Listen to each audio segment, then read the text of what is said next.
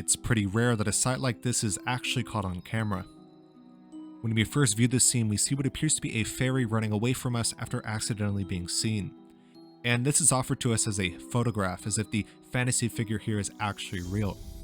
You may notice how the fairy's frame and form is defined so well through a light on dark contrast. This makes her presence simply impossible to miss, right? It elevates her visual impact in a brilliant bid for the viewer's attention.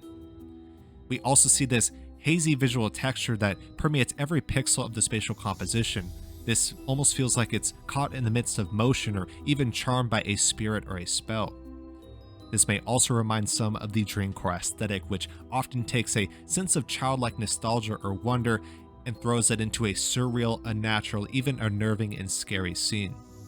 This makes sense, right? There is clearly something strange going on within the composition, from the haze to the figure and frame. We see how the fairy clearly has wings, which denotes it as a supernatural spirit that goes beyond the mere mortal. The fairy as a symbolic figure is a being that is stuck between the mortal and the immortal world. And the fairy can be seen as a rather strange symbolic figure that is an amalgam of multiple different spirits. What we refer to as the fairy is often seen in the Celtic origins. So in Irish mythology, they are often seen as supernatural beings who are the descendant of a race of deities who are unpredictable and often love to trick. Some fairies are benevolent, while others are malevolent. That is, some are good and some are more evil. Of course, these natural spirits, whether they are good or evil, whether they play tricks or not, can be found across many different myths across a wide variety of cultures. One may even draw certain parallels from Celtic to, say, Greek mythology.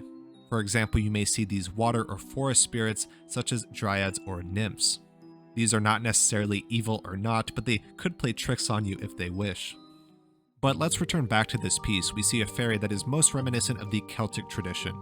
Some of these were dark and some of these were divine. Some were good-natured or guiding spirits, while others may play tricks on you in one way or another. And of course, due to this mischief, people often use charms for protection against these darker spirits. And just like many other symbols, especially those found in European folklore and fantasy, the fairy saw quite a resurgence during the Romantic period and beyond.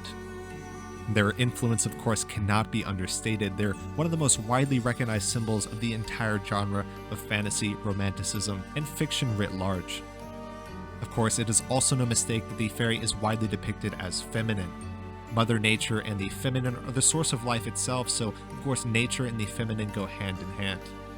And although this is not a real photograph, at the end of the day this is an incredibly enchanting, fantasy, and captivating composition that is sure to catch your eye and surely will fool many who view this work.